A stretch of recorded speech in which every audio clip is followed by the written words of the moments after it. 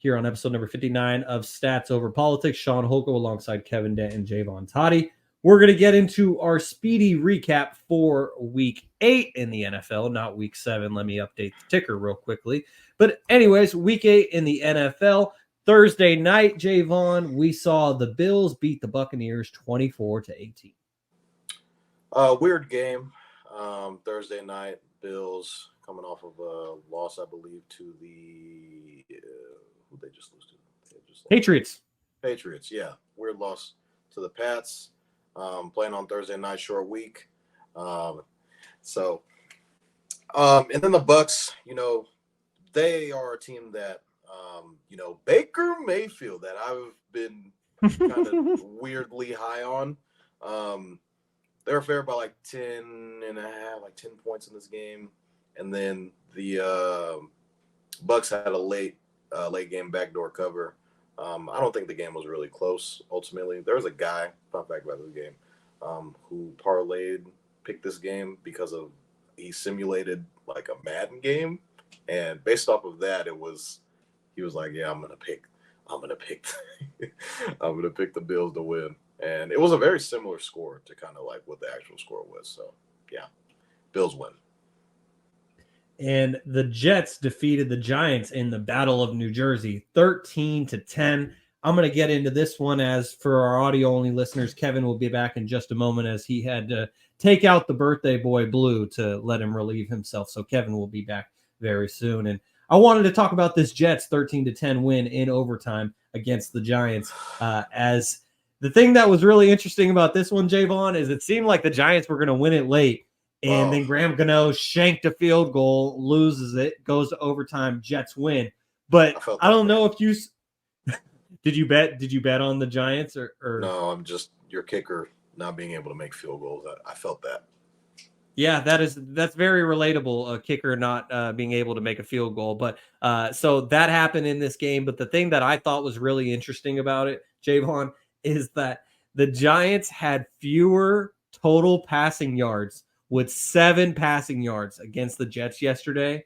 And Julius Randle on Saturday night had 8 turnovers for the Knicks. So Julius Randle had more turnovers for the Knicks than the Giants had passing yards against the Jets. That basically sums up this 13-10 win for the Jets. But hey, good on the Jets. Good on Bob Saleh. They continue to win. I think they're at 5-3 now.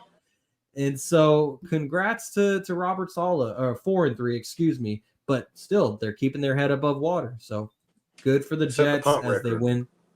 Or they almost almost set the punt record. Yes, exactly. That is another great stat to basically summarize how this game went. So as Kevin now rejoins us, the other battle that happened involving AFC East teams was the Dolphins defeating the Patriots 31-17. The Dolphins are cooking, man. We saw them. This was a real big game for them bouncing back after this Eagle loss. We really saw them be one-dimensional, essentially. We saw that their left guard went down. You've seen Jalen Waddle go down. And so just to see this team come back out there and get healthy, really, and not even get healthy, they got Jalen Ramsey back. I know there was this big debacle all morning if he got to play. Adam Schefter said he was going to play. He said it was cap. 20 minutes later, he posted his little warm-up or his summer workout video for him in his rehab. So he wanted to announce it. So Adam Schefter just ruined the video. But this defense is looking scary. Now that they have him back, Xavier Howard's getting back. You have Bradley Chubb coming off the rush. This team is going to be phenomenal. They're getting Devin Etienne back in a couple of weeks. So this team just has to continue to get healthy, and this team can roll. And, I have to speak up here for Garry, man. Tyreek Hill, best receiver in the NFL, man. For him to have 1,000 yards through week 8. 8 weeks for 1,000 yards. There are people, Brandon Ayuk, who barely scraped 1,000 yards playing a full season. One missed tackle. I knew you were going to say and that. That's 999 yards. That one missed tackle changed. That's a payday. That's one missed tackle changes the whole career of someone's payday. So going on regardless about the Dolphins, the Patriots, man, the Patriots are the Patriots. I hate to see Bill Belichick go out like this. He's chasing this record, but like we talked about on past podcasts, he might have to chase that record in a different jersey. All right, that was the next question that I had for you was whether or not the Patriots would actually fire him. I don't think that they would, but it could be possible. And Kevin, I wanted to toss this one right back to you because this next game, I need you to speak for Garry again, but this game gets back to the little rivalry that you and Garry had in our first NFL season of Stats Over Politics as the Jaguars, Ducky P's Jaguars, beat the Steelers 20-10, Kevin. Ducky P. Trevor Lawrence on games on the road this year, 1,052 yards, 5 touchdowns to 1 pick. Versus the Steelers, he went out there on the road. Is it still called Heinz Stadium? No, it's called like Aperture, not Aperture, because that's like what you have when you're taking photos. It's called something. Okay, so no longer Heinz Field. So going into Pittsburgh and for them to go 24-32, 292 yards, 1 touchdown, 1 pick. I stamped this man last week because I was a sleeper. Travis Etienne is a workhorse. There aren't really many workhorse running backs in the NFL that I couldn't even really think of when I was putting my notes together. But for him to run for 24 times for 79 yards, 3 catches for 70 yards, 23 yards per catch. And all offseason, they talked about Calvin Ridley being that A.J. Brown, that Stephon Diggs. And this was one of the games that they traded for him for. This was the reason for him to go out there, 6 catches, 83 yards, 14 yards per catch. And this offense has more than just those 2 weapons. Evan Ingram has continuously been a sleeper for a top 5, 10 tight end in the NFL. 10 catches for 88 yards, 9 yards per catch. And then Christian Kirk being the perfect 1B to Calvin Ridley with 4 catches for 46 yards and 11.5 per catch. This team is flying, and they're playing well at a great time. And the AFC has some holes in it, and they're one of the top teams in there. So could they contend for the 1 seed? Well, we only time will tell. But the Steelers, Mitchell Trubisky sighting. I know none of us thought we were going to see that on Sunday. 15-27, 128 yards, 1 touchdown, 2 picks. This run game has been abysmal. For all of you Najee Harris fantasy owners like me out there, I'm sorry. Last week he got a touchdown. You thought he was going to do something, so you started him in your lineup. 7 rushes for 13 yards, 2 yards per carry. Jaylen Warren, 5 carries for 19 yards, 4 yards per carry. The only bright spot in this offense has been the return of Deontay Johnson, who's been making play after play after play. But this team has a lot of holes in it, and this, as good as we want to say Mike Tomlin is, I don't know if he's going to be able to get them past that 500 mark because they're just struggling. It starts with the quarterback play. I completely agree. Thank you very much. Unfortunate for Kenny Pickett to get hurt in this game, but Steelers quarterback being inadequate. I completely agree. Toddy, did you have something you wanted to say about that, or just letting out a little noise? Had the Steelers on the par. It goes down. I was so devastated for Kenny Pickett to go down. Usually people would be like, "Oh my God, our backup's coming in," and guess who the backup is? Mitchell freaking Trubisky. All hope went out the window after that. So it's weird because Kenny Pickett plays like this game where he doesn't show up until the 4th quarter and then just starts throwing dots to Deontay Johnson and Kenny Pickett, or George Pickens, that is. And the Steelers usually always somehow TJ Watt's in some sort of turnover, whether that's getting an interception, forcing a fumble, creating a sack fumble on the quarterback. Like, he's always into something. Who's probably the front runner for Defensive Player of the Year. And then for Pickett to kind of go out early in the game, and now it's all roads lead back to Mitch Trubisky. So there was no hope after that. I kind of turned the game off after that, and it's over. You're dead. So shout out to the yeah. I'm sorry to hear that. And to follow up on what the stadium name is, I was pretty close. It's called Acrisure. Heinz Field is better. But anyways, I guess that's what it's called. Anyways, Toddy, tossing it back to you. The Titans, Evans team, they beat the Falcons 28-23. How about Will Levis? The Mayo Man. The Mayo Mayonnaise Man. in the coffee man. You gotta give him some love, man. I mean, this is a guy whose girlfriend broke up with him. I don't know if it was after the draft, during the draft, or whenever that was. It's because he wasn't a first rounder, and she hated sitting there. He didn't go first round, and so now it's kind of just like, okay, is he ever going to play? I saw him a little bit in preseason, but you know me and how deceiving the preseason is, and that led me to picking Jordan Love and the Packers winning the division. That's another story for another day. Hey, But man, it I had me thought, picking the Steelers to make it playoffs. The but preseason is a Oh, so bitch. you guys well, already jumping away from those takes? You're done with the Packers now, Toddy? I'm out of there. I'm out of I was done All with right. the Steelers in week one Gotta after the gotta JV get, performance. gotta get gotta get away. So I just think that we'll let the DeAndre Hopkins, he had 3 touchdowns. I mean, people are saying, "Oh, DeAndre Hopkins is washed. He can't do this, that, and the third." Kevin is probably saying he's not. Kevin was saying before the season he's not a top 10 wide receiver. Yeah, that was when we were doing the Devontae versus DeAndre discussion. It was kind of just like, okay, he's invisible out there because Ryan Tannehill's the quarterback. He doesn't have anybody that can throw the ball down the field. And then this kid with the huge arm out of Kentucky starts slinging it down the field.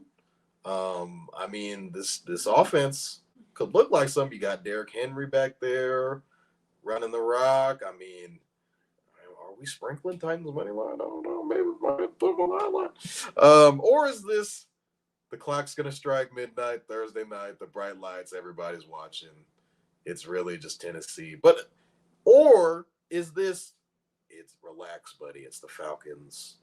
You can't really put too much stock in it. It's the Falcons. This is a real quarterback. What I think. I think the Falcons' defense is better than what most people like to give them credit for. But at the same time, I mean, when the last time you seen a rookie quarterback come in first start throw 4 touchdowns? I mean, it's promising. I think there's going to be some quarterback controversy in Tennessee now. From when Ryan Tannehill comes back and is healthy, do you kind of just rock with the kid? I would. I mean, what other better option do you have right now? So, shout out to Will Levis. I thought about putting them on the parlay, but I didn't. I was just a little too hesitant. Didn't really know too much.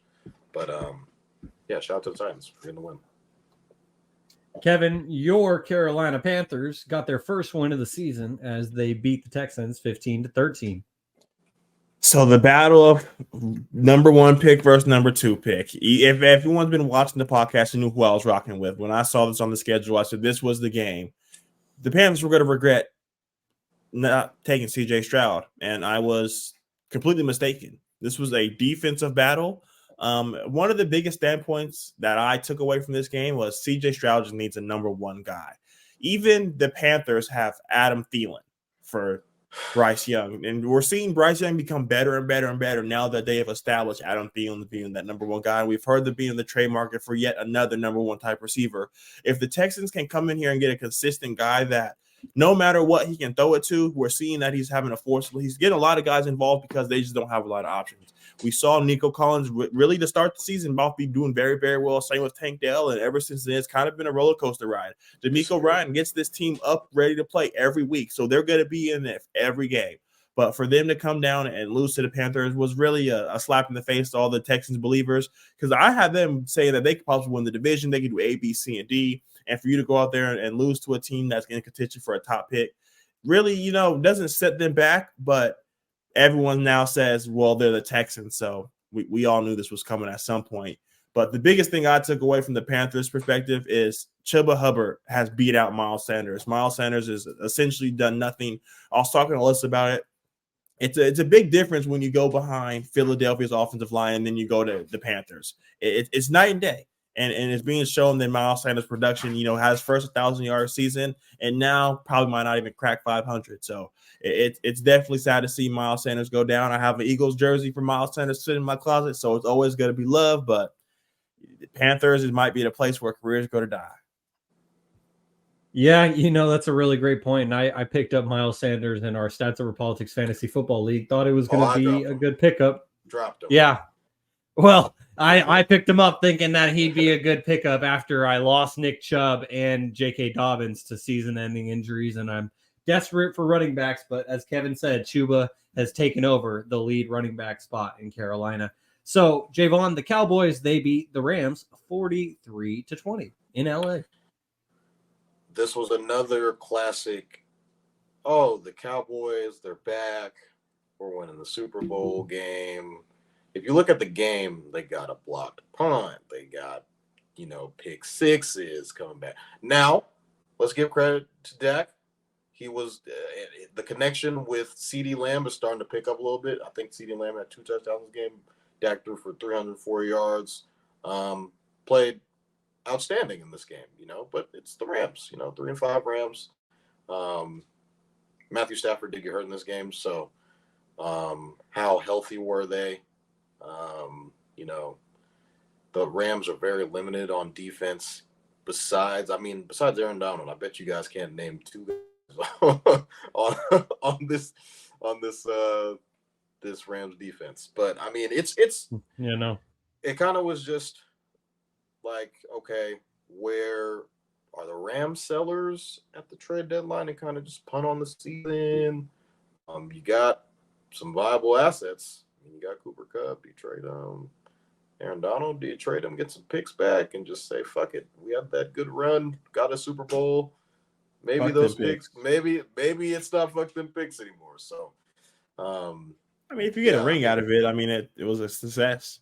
Exactly. I would consider it worth it. I'd take it. So 3 years of being bad versus 1 Super Bowl ring. Fuck it.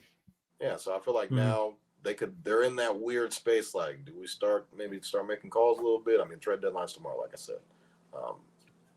So yeah, the Cowboys, they're feeling good going into the Link on Sunday Night Football. They feel like they're on top of the world. They feel like they can beat anybody, and I feel like that's probably where the Eagles we got them right where they want them, right? So yeah, that's what the Cowboys think. But anyways, Kevin, the Vikings, they defeated Jaevon's Packers 24-10. But the thing that is sad about this is that Kirk Cousins is out for the season. I believe it was a torn ACL or Achilles. It was Achilles. Okay, so torn Achilles for Kirk Cousins, and he's out for the rest of the season, which is really unfortunate. But the Vikings win 24-10. So, the Vikings are, in an unfortunate position now that Kirk Cousins is gone, but they're also in a position to where they can contend for the playoffs. They're 4-4. You lose your quarterback for the year. You lose Justin Jefferson for another at least 3 weeks. We've heard them shopping Daniel Hunter, all their other kind of guys. What do they do now? Do they kind of stand still and say, let's compete? Do they tank? So there's a lot of options. Like we mentioned, the trade deadline's coming up. So are they going to trade for a guy like Trey Lance, a Minnesota guy, and let him go out there and sling the ball, see what he can do? They're going to have to bring somebody in because I couldn't even tell you who the backup was, but he went in there and I hate to say this, but the Packers are just the Packers. They have a really great defense, but this is the youngest offense in the NFL, and it shows night in and night out. Jordan Love, we talked about a roller coaster ride with the Steelers and the Texans.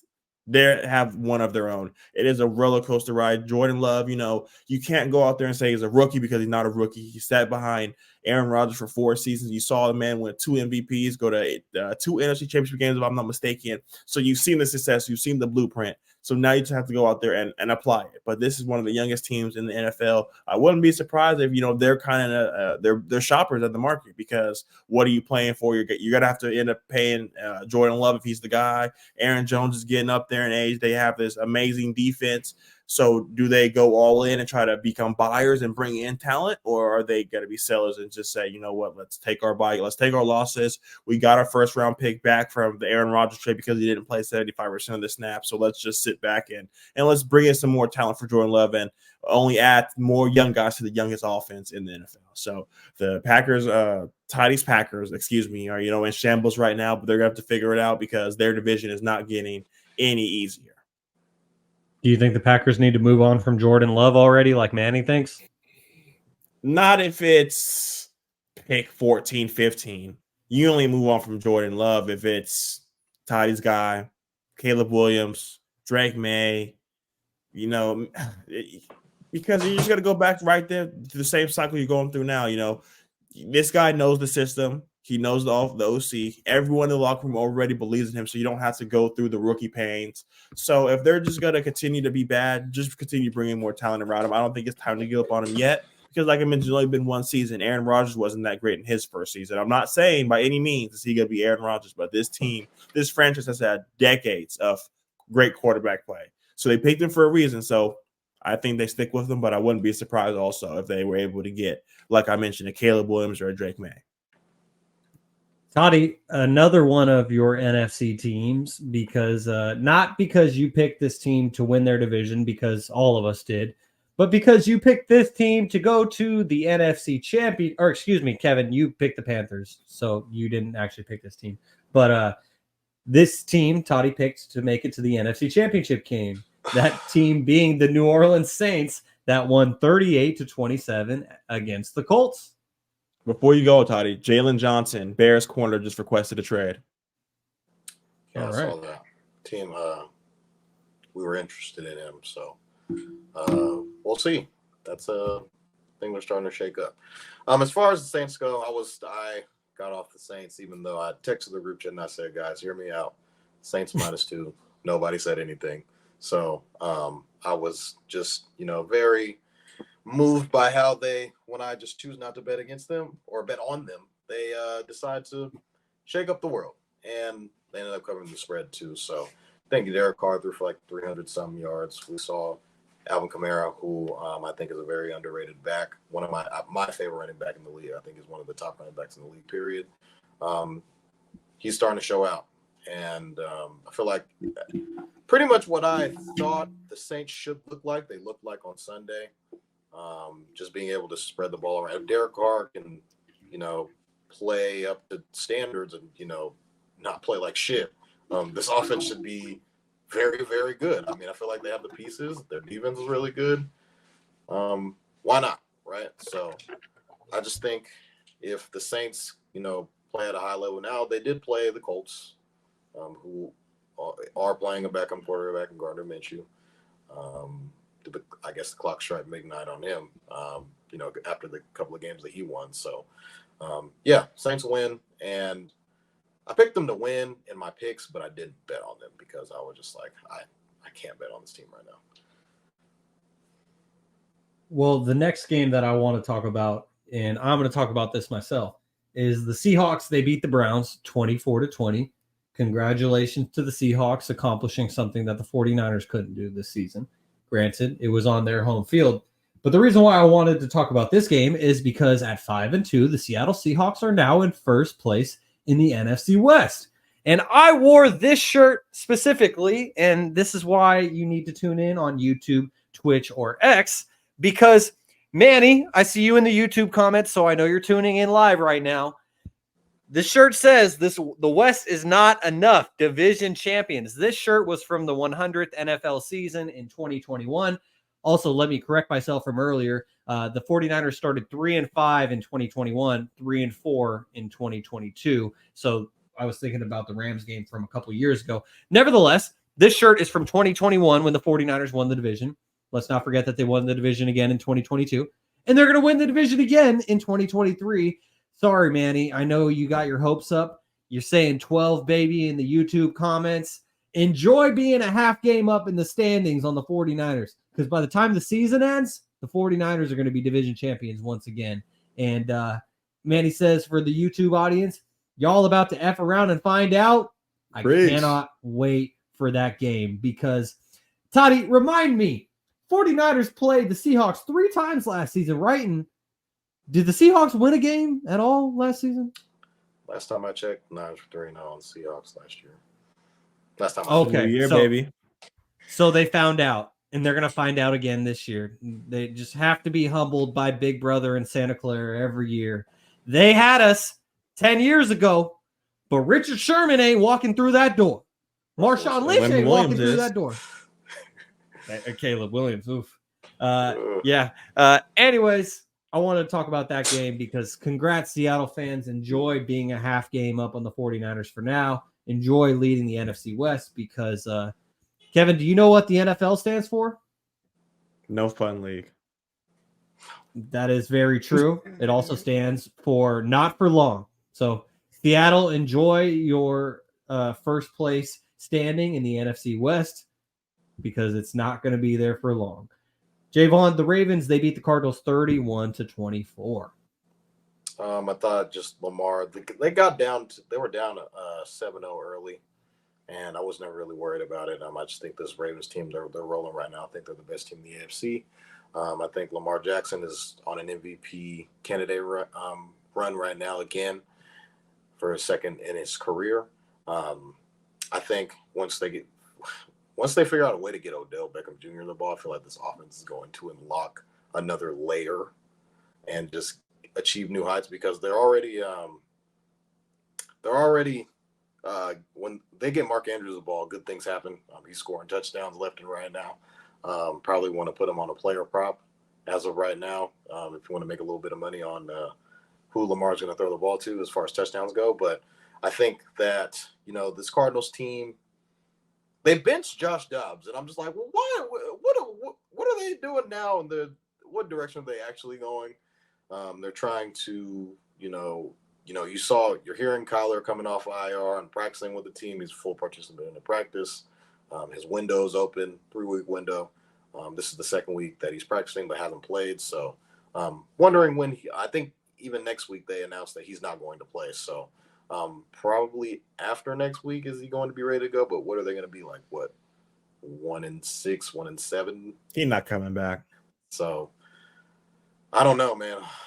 We'll see where or when he's going to play. But this Cardinal team is feisty, but they weren't really a match for the Rams, or not the Rams, the Ravens at any point in time in this game. Kevin, in an ugly Sunday night football game, the Chargers handled the Bears 30-13. So I'm not gonna lie to you, fellas. Didn't tune in to 1 second of this game. I was Neither did I. I was down in all my fantasy games. I knew Devontae Foreman, DJ Moore, Austin Eckler, and Cole Kmet were not going to win me any games. So I didn't tune in, but Austin Eckler had a hell of a game, so it's nice to see him kind of have his resurgence. The Bears are the Bears, man. We saw last week, the Division II quarterback went out there and did his thing and led them to a victory against the Raiders. But like we just mentioned, talking about earlier, the Raiders are the Raiders. So you take that with a grain of salt. So to see this team come out here and play this way, from the Chargers perspective, you can't really know if you want to give them too much credit because 2 weeks ago we were talking about, are they wasting Justin Herbert's career? So I'm not going to get too excited over them beating the Bears because the Bears, like I mentioned, are another team that are contending for the 1 and 2 overall picks. So they have no chance in winning. So I'm just hoping that Justin Fields gets to come back and we get to see, because he was playing really well before he left. I know, like Toddy mentioned, for some reason on this podcast, once we come out here and say we are officially off the bandwagon, the next week they play great. Justin Fields has been playing great. Toddy's Saints have now played great. Now they don't have the worry of Kevin and Toddy over their shoulder. They just play with so much stress-free football, and they're going out there doing their thing. So, hands off to the Chargers for beating the Bears, but it's the Bears. So we'll take it with a grain of salt. That stats over politics pressure is real. But, like you said, at the end of the day, it's the Bears. So, Toddy, the last game from the NFL in Week 8 was the game we just finished seeing about an hour ago on Monday Night Football, as the Lions beat the Raiders 26-14. And Davante Adams looks like he's a prisoner in silver and black. Yeah, just Jimmy Garoppolo, he's pointing out there. He keeps pointing to, whatever he's pointing at, it's not working. So I just think, Davante Adams didn't sign up for this. It kind of just all happened. He went to go play with his boy Derek Carr, and then all of a sudden, Derek Carr gets traded. He gets benched. And then I think he gets cut, right? He didn't get traded. He got cut by the Raiders. And then all of a sudden, it's the Jimmy Garoppolo effect. You're hearing, things about him in camp. You're kind of like hearing weird things about him. And, Josh Jacobs, you're not really seeing what he was last year. And, he sat out the majority of the year. So it's very frustrating. From a Davante Adams perspective, because this is a guy that can get open at will, and he's pretty much open on any play, you could probably argue. And then, Jimmy Garoppolo, I think he threw for under 100 yards. I could be wrong. The last time I checked, it was he was at like 62 yards for the whole entire game. I thought this was the Jahmyr Gibbs game. I have him in one of my fantasy leagues. A lot of fantasy owners are very Jahmyr Gibbs fantasy owners are very frustrated from his carries and him not really getting the ball a lot and him not really being used right. And, for him to come out and rush for over 100, I think 50 yards, having a touchdown, And then also being able to catch the ball at the backfield is the reason why he was drafted so high at 12. So, like I said earlier, the Lions are kind of showing you, hey, we're this, by the record, say we have the second best record in the NFC, and we're probably one of the best teams in the NFL. That's record wise. So, congrats to the Lions. I mean, the Lions are rolling right now. At least they bounced back after that tough loss against the Ravens. So, shout out to the Lions. All right, Toddy.